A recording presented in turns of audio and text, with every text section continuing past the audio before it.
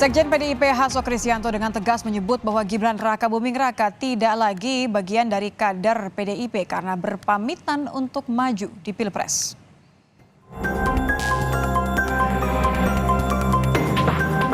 Kalau warnanya juga berubah, semula merah, kemudian secara nyata sudah berubah menjadi kuning, maka ya partai menghormati itu.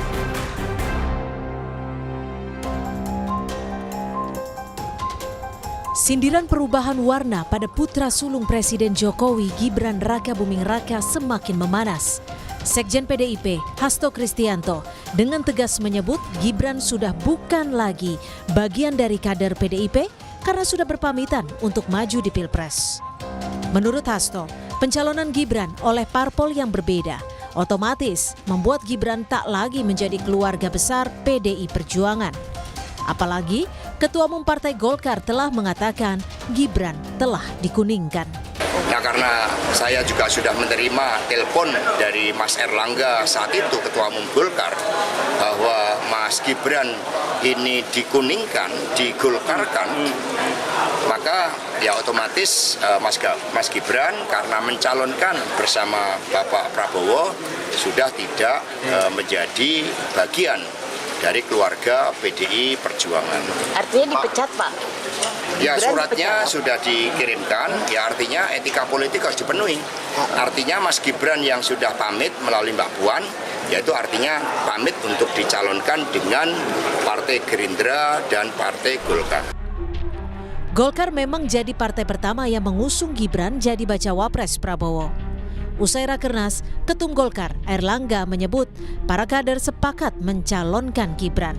Putra sulung Jokowi pun hadir di tengah kader berbaju kuning. Meski demikian, sebelumnya Gibran sempat membantah jika dirinya sudah beralih ke Partai Golkar dengan bilang saya tidak berwarna kuning. Hanya Pak Hasto yang dulunya merah terus sekarang kuning. Memangnya saya kuning? Enggak. Ya, makasih. Meski demikian, hingga kini Gibran kerap mengelak ketika ditanya statusnya sebagai kader PDIP. Ia hanya mengaku sudah menerima surat permintaan pengembalian KTA yang dilayangkan DPC PDIP Solo tanpa ada kejelasan waktu dan tempat. Tim Liputan, Kompas TV.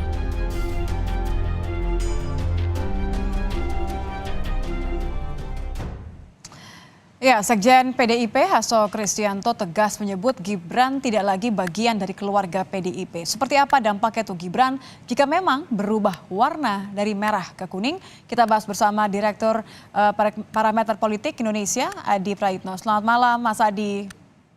Selamat malam, Nitya. Mas Adi, pernyataan Mas Hasto tadi kan firm sekali ya. Menurut Anda ini memang Gibran akan dikuningkan?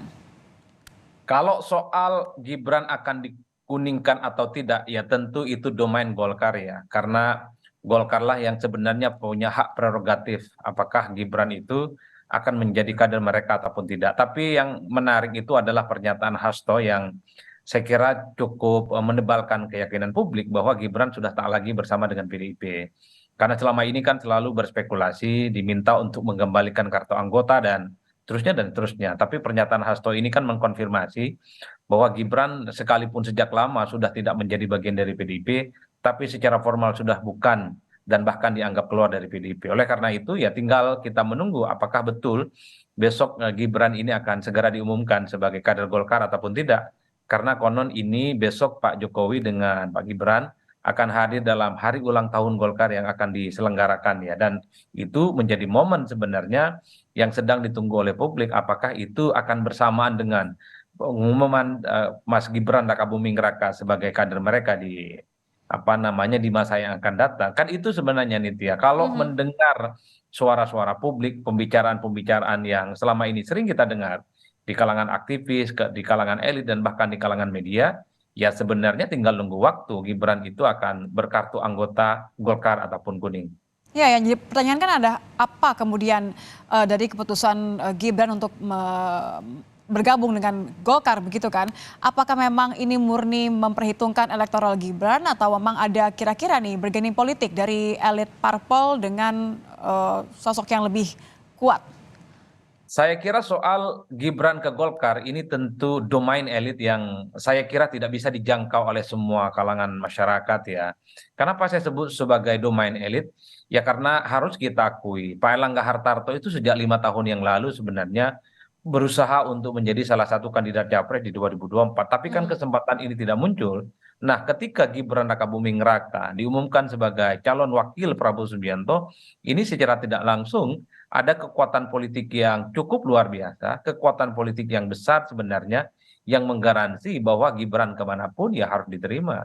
Jadi dalam konteks ini rasa-rasanya Golkar itu adalah partai politik yang sepertinya menerima dengan lapang dada kondisi politik terkini, di mana Gibran ya harus menjadi bagian dari kader mereka, andai Gibran itu betul menjadi kader kuning. Cuman yang saya bayangkan itu adalah soal bagaimana psikologi politik di internal Golkar yang saya tahu Bisa adalah. nggak semua terima?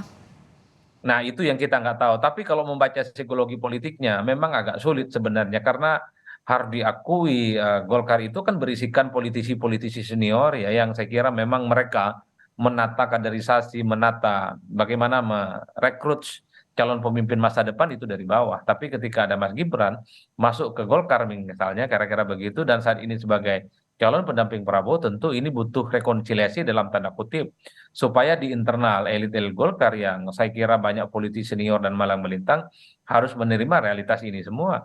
Ya kita tahu bahwa Golkar ini masuk kategori partai politik yang catch all ya, di mana kepentingan bangsa bagi mereka adalah di atas segala-galanya. Jadi dalam konteks ini ya saya membaca dalam kondisi apapun Golkar ataupun Gibran mutual interesting, sama-sama saling membutuhkan ya. Satu sisi Gibran perlu backup politik kalau ingin berkontestasi di 2024, apalagi nanti kalau menang misalnya. Karena dukungan politik ini penting, terutama untuk mengamankan suara-suara dan kekuatan politik di parlemen. Dan pada saat yang bersamaan Golkar bisa mengklaim bahwa wakil presiden di 2024 nanti, andai mereka menang ya, Ya, adalah berasal dari adalah Golkar. kader Golkar begitu. Betul, ya, ini yang saya kira yang saya sebut saling membutuhkan dan saling menguntungkan. Tapi itu tadi perlu ada semacam rekonsiliasi politik yang tidak gampang sebenarnya di internal Golkar. Mengingat Gibran ini ya umurnya masih 36 tahun, sementara di internal Golkar itu adalah Senior begitu semua. banyak politisi-politisi senior yang saya kira memang cukup malang melintang di kancah politik nasional. Ini yang saya kira soal bagaimana komunikasi di internal supaya Mas Gibran yang baru bergabung tetaplah harus dianggap menjadi bagian dari keluarga besar mereka yang harus diterima dengan lapang dada. Karena ini realitas politik yang sudah terjadi dan sudah transparan. Artinya kan faktor saling menguntungkan tetap harus dijaga sampai akhir. Salah satunya adalah dengan cara memberikan efek kotel efek begitu kan ya. Kalau Anda lihat ini kekuatan Gibran kan salah satunya dilihat dari Solo, dari Jawa Tengah. Tapi kalau memang sudah terpecah, tidak lagi jadi bagian dari PDIP setelah omongannya Mas Hasto, Anda melihat bagaimana nanti efeknya untuk Gibran, efeknya untuk Golkar dan untuk pencalonan Gibran Prabowo sendiri, dapat nggak suara di Jawa Tengah nih?